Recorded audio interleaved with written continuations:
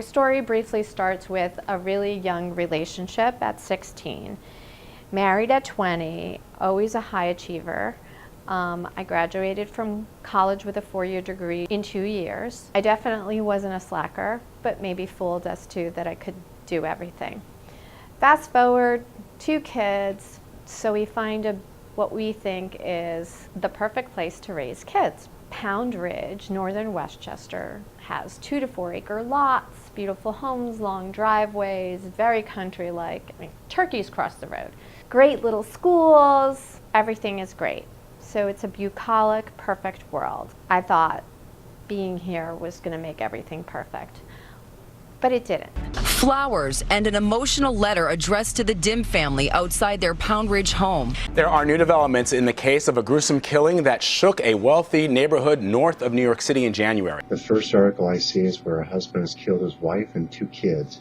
Police say Stephen Dim shot his wife and daughter from the front in the torso. Prominent attorney Julius Reich has been arraigned on charges connected to his estranged wife's murder. Prosecutors say he killed Robin Goldman at the couple's mansion in Scarsdale. Goldman was ambushed in her shower by Julius Reich. They say he stabbed her 22 times. His name is Samuel Friedlander. His wife's name was Amy Friedland. His children, he shot them both with a shotgun while they were in bed. His wife, he bludgeoned. And then he goes down to the basement and kills himself. This happened in Cross River, New York. It's a beautiful home. I mean, it just doesn't make any sense to me. It ended on April 1st. I felt I was ready to leave. I had been asked to leave the night before, or told to leave, but my bags were being held hostage. I had given up on the whole marriage and the relationship and the so-called family. I lost the last thing I was holding on to, which I was holding on to keeping everything status quo, just keeping the fantasy going until my daughter graduated from high school. My abuser managed to turn my daughter against me, verbally, physically, in any way that you could know. I was ready to move on.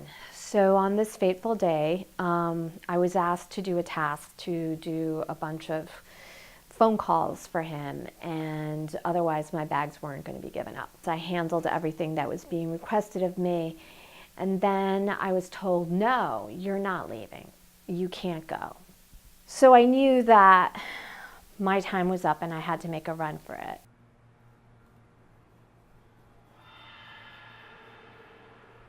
There was a sliding glass door behind me. Got up. He went to go answer the phone. I unlocked it. He came back in. He was staring at me. He put the phone down. I slid out that back door. He chased me. We scuffled. I held onto a fence with both arms for dear life. I fought for my life. He was trying to drag me back in. I did not have a phone, I did not have my wallet, and I didn't have my bags. I had no car keys. I held on to that fence, and I was put in a chokehold, and I remember biting him so he would let go. And he let go, and I made a run for it, and then I was tackled to the ground and held down. And I just kept flailing and screaming and flailing and screaming until he got scared, so he went inside. And then I walked. I walked from my house, what I thought was a mile. I had no jacket. I walked all the way to the supermarket, and I asked the customer service desk if I could borrow their phone. I said my phone had died. In typical fashion, I was lying about the reality of things. I borrowed the phone and I called my friend.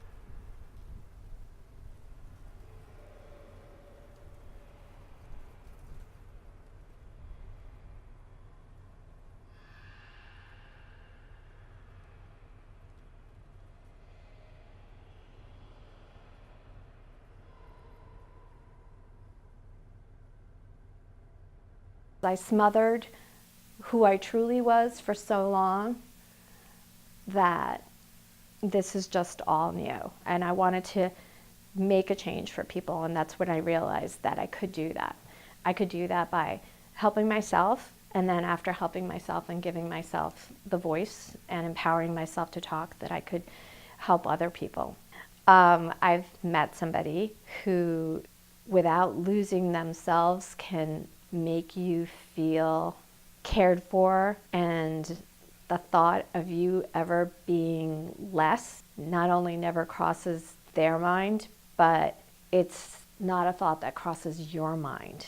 So when you think you're in a situation which sort of just doesn't feel good to you, that you doubt that maybe you wake up and sometimes you just get a stomach ache thinking about it.